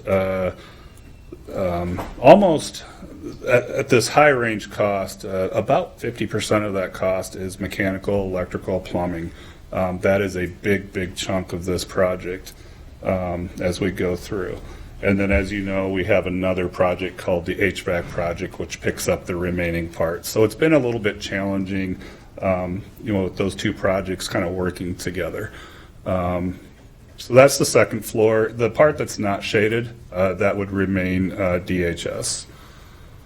And then DHS would come off of what they're currently housing on the first floor. and move up in this portion of Second East and move up to Fourth and Third and Fourth. They're already on Third. They would occupy all of Fourth. So we're being told right now that the impact on the other entities within the facility with this particular design is going to be the least amount of impact. I can't tell you exactly what that looks like quite yet, but I hope to have that information soon of what the other entities in the building, what that result will be. So if we go to, is there any questions on the Pinecrest facility? And again, Envision's going to come next week, I hope, and do a very thorough presentation. I just wanted to get this because we're talking about dollars, so I wanted to get this out in front of you today. Back to EPI, or I'll call it the VA. I guess Quit calling it EPI. I guess one question, will it be just a matter of a couple of weeks so they make kind of decision on what furniture is still usable and makes sense? I am hoping that by next week we'll have that information. They're actually working on that as we speak, so, yeah. And I can't tell you how much that's going to shave off yet of that 350, but that's what we're doing is they've provided us each floor, each area, and then a breakdown of those costs. So actually what I'm doing right now is going through each of those and seeing, is there any way to reduce that? Does it make sense? And so we'll make that final pitch. Really, for the Board of Supervisors, it's those alternates that we'll have to kind of dive through, and I'm sure Envision will talk in more depth about that. Does that answer your question? Yep. Okay. So then you got the VA Center. This one, the range is put in there because, again, there are some alternates out there, and one of the alternates, which is one that I'm kind of passionate about, is the solar. What they projected the solar for this facility is at $420,000. So that high range number, that 2555, that includes all of our alternates. That 420 for the solar is part of the alternate that we'll have to decide if we wanted to invest. Were any of the solar companies, like it was Eagle Point, reached out to for an estimate on? Personally, I have not talked to them, but Modus Engineering, one of the questions I asked is how many of these have you put in? They put in several of these solar fields, so I'm trying to get a feel of how accurate that might be, because when I first saw that number and I looked at comparing it to, say, the Pinecrest facility, it just doesn't add up. Yeah, it doesn't make sense to me. And so I have really been struggling with that particular one, and I need to figure out a way that I can maybe narrow that down just a bit. We are working on getting some historical utility figures on that building. I believe they said it's in Modus used 150 some kW as their figure when they were putting this system in. So, but that's what they presented to us, so I just wanted to share that with you. That is one of the alternates. Because I think that the whole Pinecrest was 750, I believe, right in that neighborhood. Yeah. And that's a 550 kW versus 150, so, yes. And we have talked that one through, and I've expressed my concern for the cost on that one, because from day one, that was one thing that I really pushed was, because this is a completely electrical building. It's 100% electrical. Okay. So in my mind, it only made sense to put solar. Yeah, absolutely. I just wonder if we could get a couple more numbers on that. Yeah. Because at that number, unfortunately, my concern is the payback is going to be a long time to get that amount paid back. Pinecrest, we had, I believe, 11-year payback. We're already, 3 or 4 years in, so that payback was pretty attractive. At $420,000, I think that would be a struggling number to achieve a good payback time. Mm-hmm. So yeah, we need to take a little deeper dive into that. Another one is the roof. When you look at that top number, we included a standing seam seam metal roof, which came in at about $117,000. We could cut that back by going with a traditional shingled roof. We would go from a 20-year, 15 to 20-year warranty with the shingled. You get a 50-year warranty with the metal. So those are some of the decisions that we'd have to make with those alternates.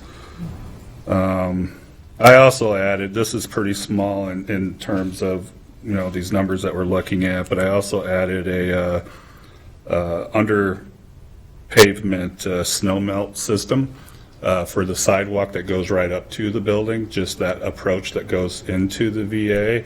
And my rationale for that was to minimize slip, trips, and falls, but then also tracking in and just wear and tear on the facility. So that was a $10,000 adder that if the board wishes to include, but that would be an underground Is melting there, system.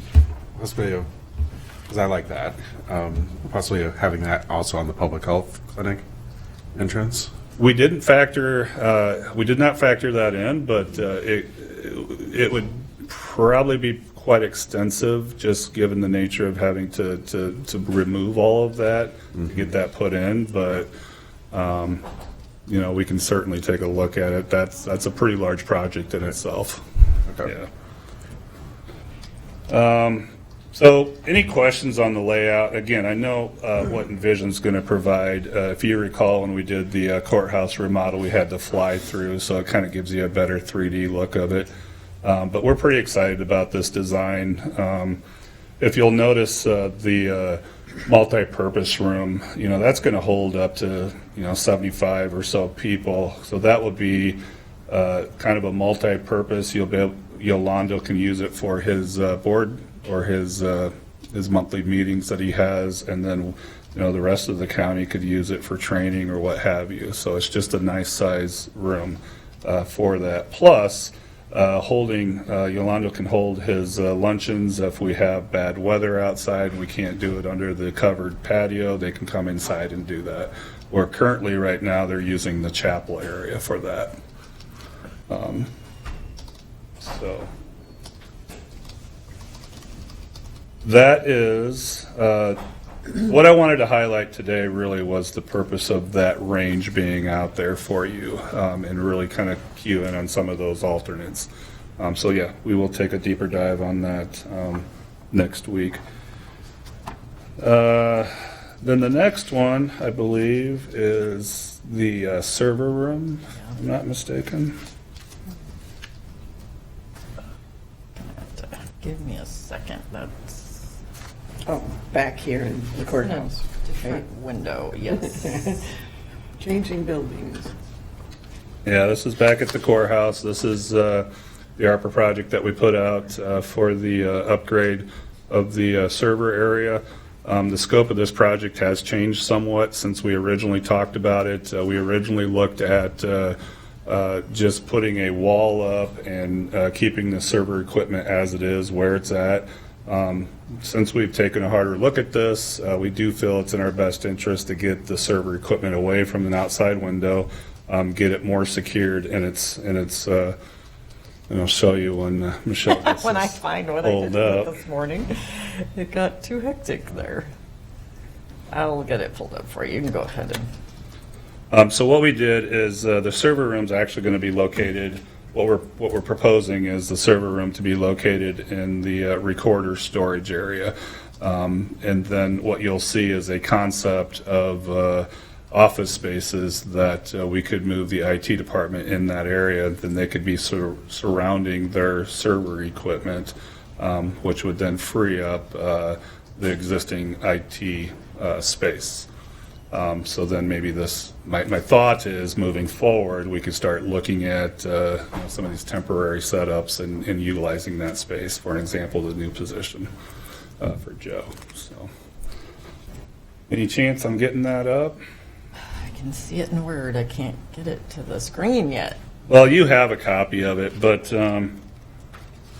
basically, I believe it's 8 offices, if I'm not mistaken, that are around the perimeter of if you can visualize Sandy's storage area, kind of around that perimeter, with the server being somewhat in the center of that space. And then where you go into the MIS room right now, that would actually become a entry into the department, because we would also utilize the MIS space and incorporate that into this to get these 8 offices. So I believe it's a nice concept. It's just right now for ARPA, it's just a server room. For dollar amount, we're looking at $300,000 to do that, and that's what I wanted to point out. And that's in trying to transition the IT department on the other side of the hall completely. What I wanted, yeah, so right now for ARPA's, on ARPA's standpoint, we're looking at the server, because that's what's been pushed through. So the $300,000 would just get you that new server room. And then the concept would be the other offices, and that's something then we would have to talk about where that funds would come from. But we just wanted to set this up for future possibilities. There you go. Yeah, so if you go to the first office on the left-hand side of the diagram, that's, if you walk through the MIS room, that's that first office on the right-hand side. Then the second office would be a new office. Third office would be the break area would actually be where the existing server equipment sits now. And then offices along those outside windows in Sandy's storage area. Then you can see where we have that server. Now that server area could potentially get moved up to where the storage room is at. This is just a concept, right? But that's kind of the idea, is to get IT in the server room all together. Again, the $300,000 that we identified as ARPA expense, that is just putting in that server room and moving that equipment. And Al's seen this, and that's Yep. good too. Yeah, and it possibly could shift around a bit. I know Al wants to see that server room maybe get a little closer to that hallway, coming off the main hallway, which I think is very doable. It's just a matter of shifting that around a bit. If you go down, Michelle, I don't know if this helps kind of give you a visual, the existing, if you go down. Oh, sorry, didn't realize I was there. So, yeah, so if you see, I guess to help, point at the sink. So that sink is on the recorder's Point it wall. on your screen so I can find it. right there. Oh, here we go. It Just must to be kind of give right you, there. yeah, right there. So that wall there, that's where the recorder's office would start, and then go over. Everything going to the left of that is what we would call the IT space, and in that would be that server room. I don't know if that helps you at all. Yeah. Well, Sandy's been very generous to say that space is available, or you're willing to forgive that space for our use, so thank you. Have a conversation about where those books are gonna go and where we can store them. Yeah. Most of them are digitized now and available on microfilm. Fifth floor Pinecrest is available. Yeah. Yeah, I mean, that's one of the things we're looking at. That's probably worth mentioning is, vacating that fifth floor. That is what we're looking at doing, is turning that into storage. Now, fifth floor east, if we do run into a bind where we do need some additional office space, there is a potential we could use that, but the goal is to completely get out of fifth floor. And what we're looking at with the HVAC, again, that's almost half of the cost of that project. We would be putting in a second air handler on fifth floor west to improve the air quality throughout the building. So you would have the existing air handler in the basement, and you'd have a second one just like the courthouse is set up, bringing in fresh air into that building. The other, I shouldn't probably bounce around because there's so many numbers, but back on the Pinecrest one, the other alternate I wanted to share is the fan coil units. We have 364 fan coil units. It's what provides the heating and air conditioning to each space in that building. Those are about 35 years old. They were put in '89. So we did set aside just a little over $1 million to change out all of those. That is something that, as a maintenance department, we literally get 3 to 4 calls a week on these units to perform maintenance, whether it's replacing a motor or it's got a loose shroud and it's noisy. So we really have over the years, it's been a bit of a challenge to stay on top of that. So we did that upper range, that 5240, does include replacing all of those fan coil units. Now, if we get to a point where we do need to pull that back, that is about $1 million worth. And that is something we could pull back if we had to, but I would really highly recommend that we don't, and that we look at this building and we go all in and get it to where we need it. And I think they told me they get about 3 calls a week Yeah. on those fan coil units, so it's a lot. You said 3 to 4, so we'll Three take to 4, yeah. We'll take 3. Yeah. Yeah, wow. I know that's a lot, and I apologize for just getting this out to you last night, but again, I just wanted to get it out because I knew we were going to talk today, but next week, again, I have asked Envision to come and do a formal presentation of the design for everybody here and the public to see. I appreciate you coming today, because I said I knew you sent it last minute, but I just thought reviewing it would be helpful, and so Yeah, thank you and for then doing it. Michelle obviously will share the full picture of the ARPA dollars and how these kind of play into that. So, Yeah, thank you very much. thank you.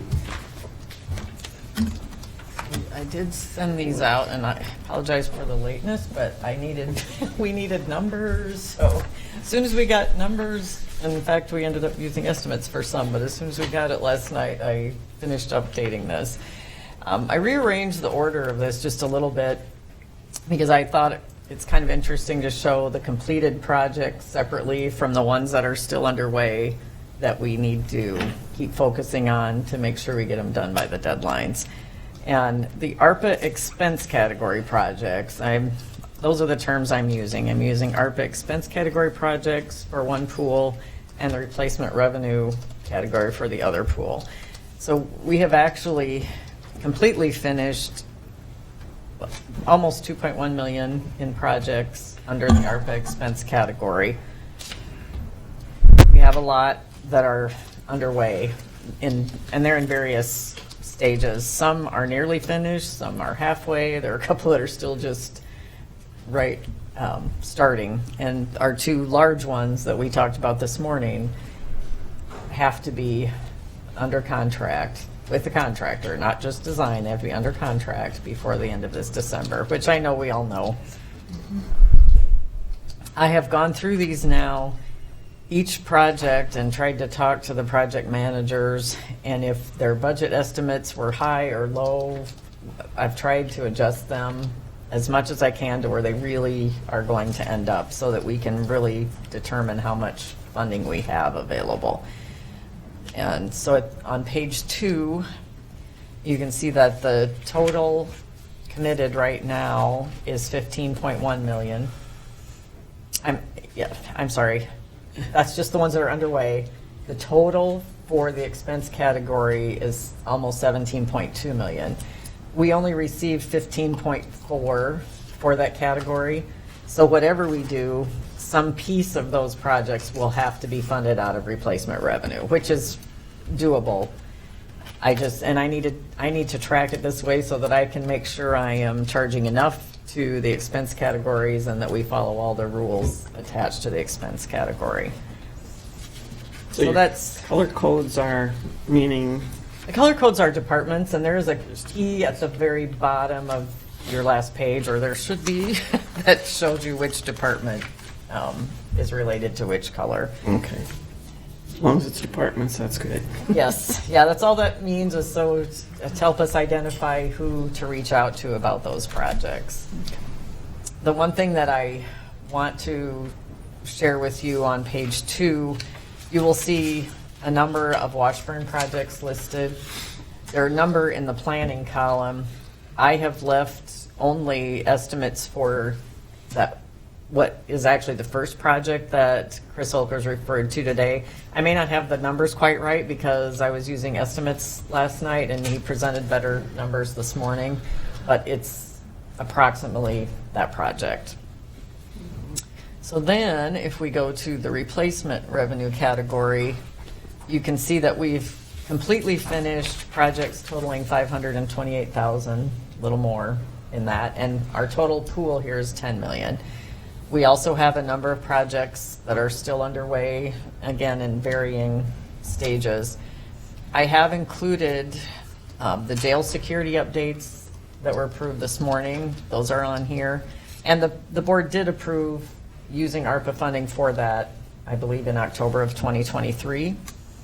I've also included the cameras project for the sheriff's office. That includes the body-worn and the body-worn car cameras.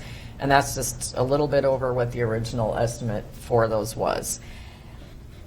At the 5-year option, I've only put the 5-year option in here. That's going to be a choice the board needs to make. The 10-year option, while the total cost is more, the annual cost is slightly less.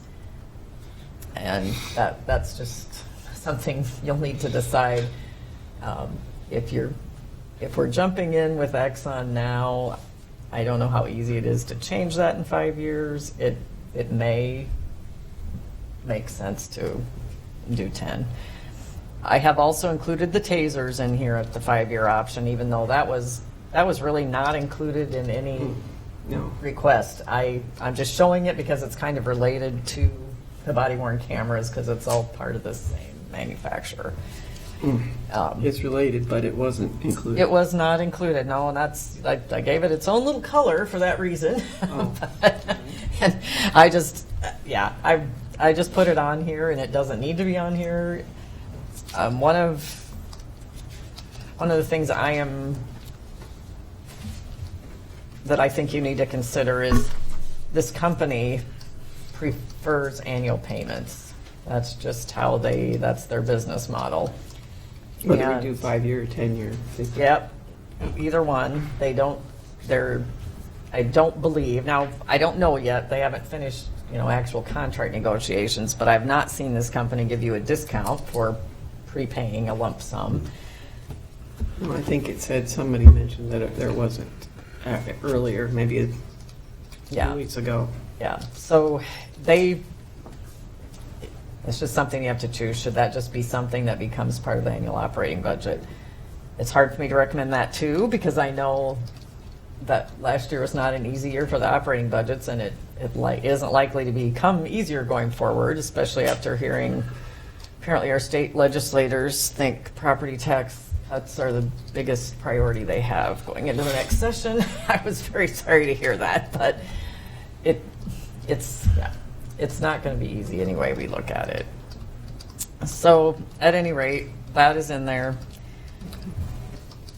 So you can see that our total replacement projects underway, if you include the tasers, is just under 5.5 million. If we add in the ones that are completed, we're using $6 million.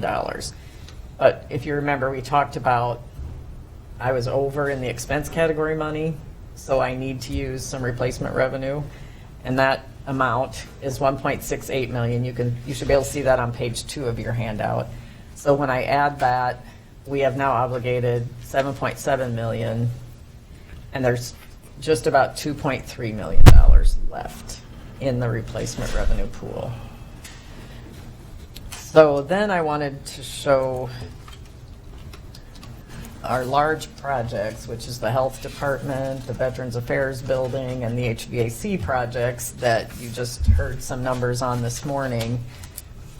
And I've put in the estimated project costs that we had from yesterday afternoon, and those have already probably been tweaked a little bit.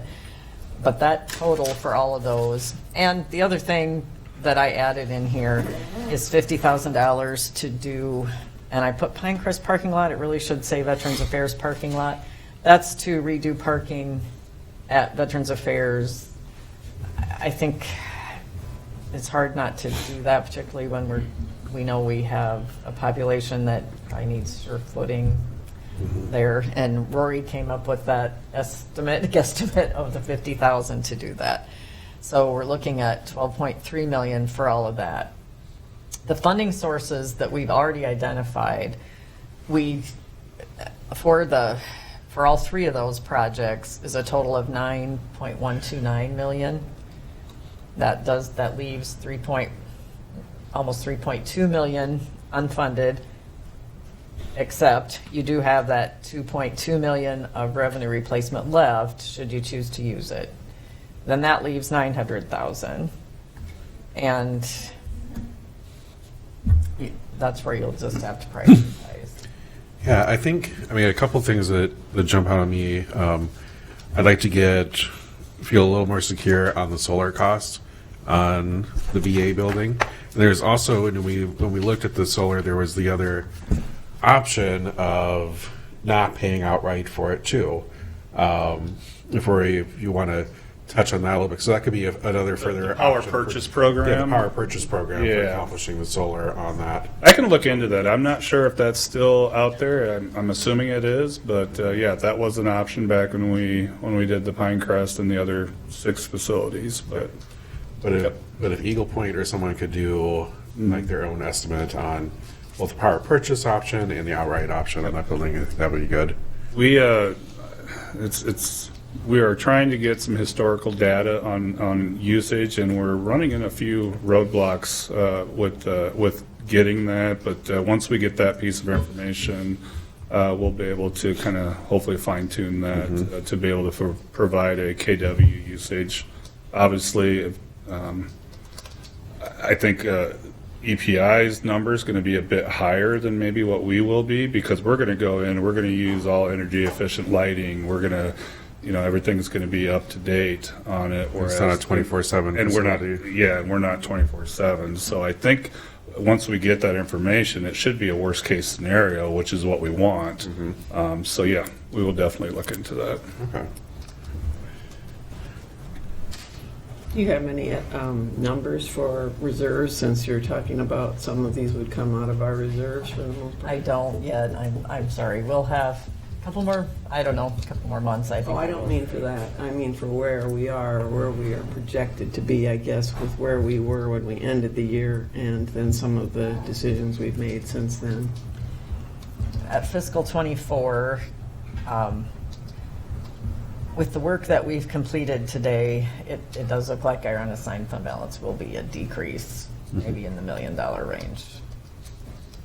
So, and we are not finished. There are other things we're working on, so that is definitely subject to change.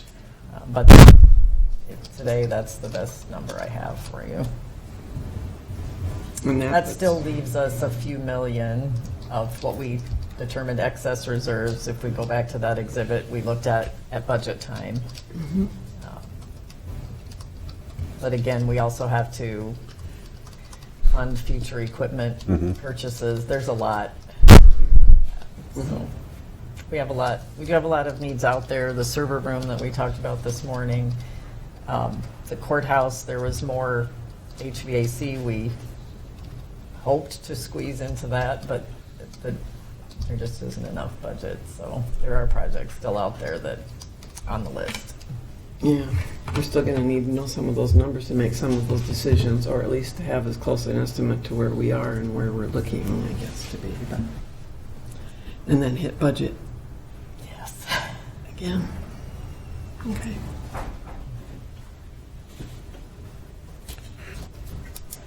Are there any other projects, Stella, as you mentioned, like the tasers are included in this? Is anything else that's included in this that we've just put in because it's been part of a discussion or whatever, but not really designated it as ARPA funding? I believe that's the only one. Okay. I think everything else has been spoken about. I do have, the Washburn fencing I do have still in the replacement revenue pool. So that would put the total in for Washburn at about $1 million out of this. That's listed, oh, I see. And I think everything, it really was. As I went through this, the only kind of curveball that I saw was the tasers we really have not talked about a source of funding for the tasers at all. And where it says the Washburn sewer dredging / fencing, is that both, or is that? Well, because last night I didn't have better numbers. No, I was hoping, I just I was wanna hoping clarify. maybe that much could contribute to both, but we saw those numbers this morning, and that will maybe do the fencing. That does the fencing and not that, okay, that's Yeah, all. I wanted to be sure.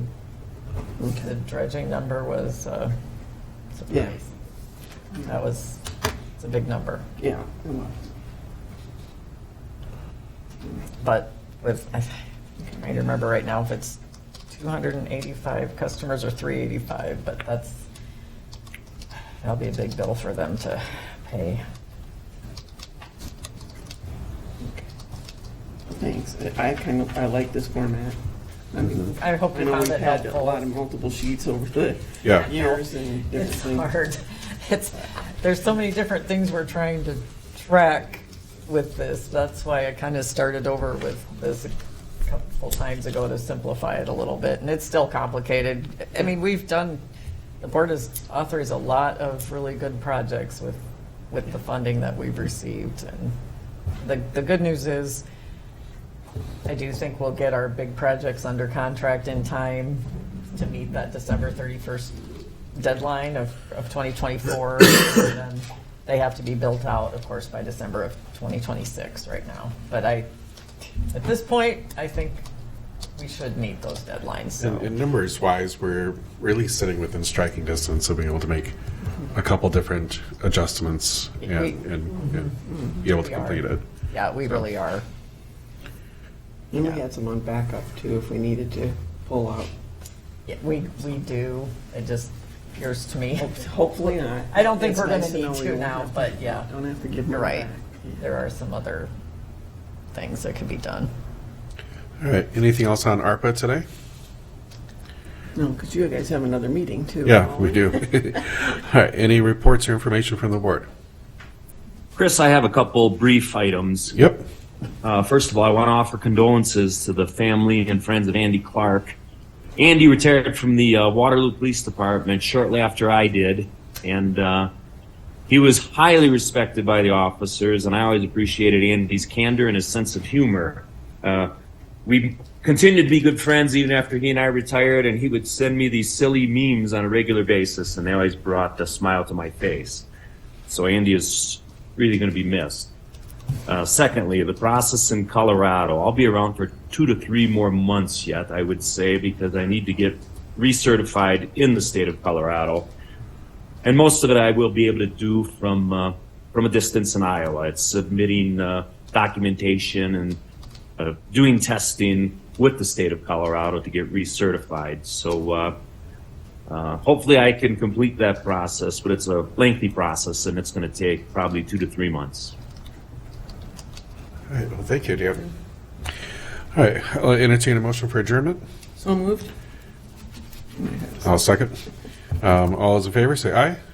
Aye. Aye. Aye. All right. This meeting is adjourned. Thank you, everyone. All right. Meeting in here. Yes. Okay.